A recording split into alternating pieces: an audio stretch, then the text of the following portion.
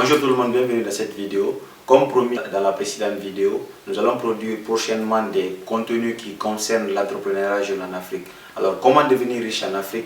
Comment développer une activité en Afrique? C'est ça l'objectif de la chaîne, pour permettre aux personnes qui désirent créer une entreprise, créer une société en Afrique, de permettre de trouver, disons, des solutions, des astuces pour créer leur entreprise. Alors, aujourd'hui, nous allons parler de quoi principalement? Nous allons parler des étapes, de 6 étapes que j'ai sélectionnées pour vous, afin de créer votre entreprise. Ce sont des étapes qui vont vous permettre de créer votre entreprise. Mais nous ne pouvons pas parler de tout aujourd'hui. Je vais juste vous parler des principes de ces étapes-là et revenir là-dessus sur d'autres vidéos pour expliquer chaque étape de fond en comble. Alors cette vidéo concerne aujourd'hui un ramassé de ces 6 étapes pour vous permettre de débuter déjà si vous désirez débuter une activité, ou vous permettre de développer si vous en avez déjà, ou si vous avez créé, que vous avez échoué. Alors, vous êtes bienvenus sur cette vidéo. C'est le bon moment pour vous d'activer la cloche de notification, de vous abonner à la chaîne pour ne rater aucune de nos vidéos chaque semaine. Alors, maintenant on rentre dans le vif du sujet qui concerne les étapes à suivre pour créer une entreprise. La première étape, je l'ai baptisée la formalisation de l'idée. La formalisation de l'idée dans quel sens? C'est parce qu'on a tous des idées. Quand on se couche la nuit, en regardant la nature, on a des idées qui nous viennent en tête, des idées d'entreprise, des idées de projet. Mais comment formaliser une idée pour commencer à pratiquer l'idée? C'est là la question. Et malheureusement, qui fatigue beaucoup de personnes, c'est un peu vouloir trop formaliser votre idée. Vouloir rendre votre idée une idée de génie, vouloir excessivement embellir votre idée. Aucune idée n'est mauvaise, pourvu que l'idée que vous avez comble un besoin sur le marché. C'est ça l'important. Si l'idée que vous avez comble un besoin sur le marché, déjà, elle n'est pas mal. Donc, la deuxième des choses qu'il faut comprendre dans la formalisation de l'idée, c'est l'envie souvent des gens de créer un projet très précis. Voilà. La très précision du projet décourage souvent des personnes à la création de leur entreprise. Parce que lorsque vous avez une idée, elle est un peu vague. L'idée, elle est un peu vague. Dès que vous avez une idée, je vous l'ai déjà dit qu'il n'y a pas de mauvaise idée.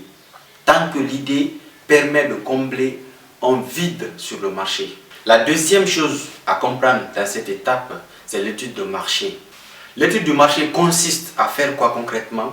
À définir les stratégies de votre business plan. Comment définir ces stratégies? C'est en se référant au consommateur pour voir quel est l'avis du consommateur par rapport au prix que vous comptez proposer.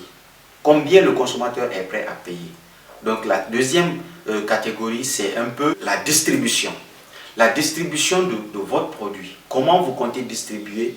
Quels sont les clients potentiels? Et comment vous comptez approvisionner votre chaîne de distribution? Après cette étape, nous avons la communication autour de votre produit.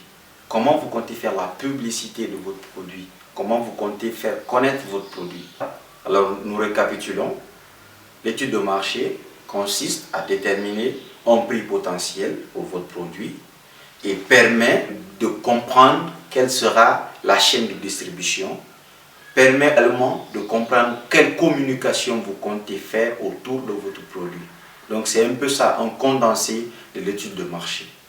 Le stade qui suit automatiquement après l'étude de marché, l'étape que vous devrez suivre, c'est choisir un statut juridique. Et ça fatigue beaucoup de personnes, beaucoup de sociétés, même qui exercent présentement. Le choix du statut juridique est primordial pour la société, car elle agit sur la vie de la société quotidiennement. Ces statuts se divisent en deux. Il y a des statuts destinés aux personnes physiques, aux sociétés de personnes physiques, et des statuts qui concernent spécialement les sociétés, qui sont d'une panoplie de statuts. Donc ces statuts-là sont les sociétés à responsabilité limitée, les sociétés anonymes, les sociétés à commandite simple, etc. Il y a plusieurs catégories. Le choix, c'est de trouver un statut juridique qui correspond à ta société. Car chaque société obéit à un statut juridique qui y va avec. Donc si vous choisissez un statut qui ne correspond pas à votre activité, ça va vous poursuivre quotidiennement dans les conflits, dans les contrats, dans tout ce qui est côté juridique de la société. Donc il est très important de choisir son statut juridique. Voilà. Donc nous n'allons pas aussi parler de tout ça aujourd'hui. Le statut juridique c'est quelque chose de très important. C'est une étude minutieuse pour savoir réellement quel statut il faut accorder à une société. Donc nous allons faire une autre vidéo concernant le statut juridique spécialement. La quatrième étape de ce processus consiste à élaborer un business plan.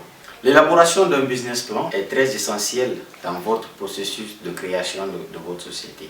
Car c'est à travers votre business plan qu'on saura quel produit vous mettez sur le marché, quels sont les revenus que ça peut générer et quelles sont les cibles que vous avez, quels sont les clients cibles que vous avez. Donc le business plan est très important, non seulement pour les investisseurs, les bailleurs de fonds, pour toute personne désirant investir dans votre business. Voilà. Donc cette élaboration obéit aussi à des étapes qu'on va citer dans d'autres vidéos. Donc c'est un peu en grosso modo ce qu'il faut savoir dans l'élaboration de business plan. Et c'est un travail minutieux, mais ça permet de présenter le cœur de votre société. Ensuite, il s'agit de définir la structure de la chaîne de valeur. La structure de la chaîne de valeur, c'est quoi? C'est l'ensemble des postes, c'est l'ensemble des services que vous avez dans l'entreprise. Ensuite, il faut définir la position de l'entreprise dans la chaîne de valeur externe. Ça veut dire quoi? Ça veut dire qu'il faut définir la position de l'entreprise face aux concurrents, face aux entreprises externes. Elle est très importante parce que l'entreprise doit connaître sa position face à ses concurrents. Quelles sont ses forces, quelles sont ses faiblesses.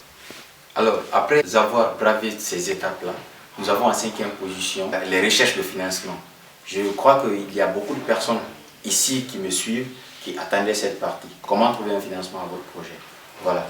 Les méthodes de financement sont diverses. Vous pouvez vous financer vous-même, c'est-à-dire l'autofinancement avec votre économie. Mais souvent, ça ne suffit pas pour créer une entreprise, surtout pour une personne, un débutant, un étudiant ou un chômeur ou quelqu'un qui veut créer quelque chose mais qui n'a pas des économies suffisantes. En plus de ces économies, nous avons l'aide de la famille. L'aide familiale, elle est très importante. Il y a beaucoup de personnes qui ont créé leur société aujourd'hui à travers l'aide familiale, à travers le financement de leur famille. Donc, après ces sources de revenus, c'est-à-dire ces sources de financement du projet, nous avons le financement de la banque.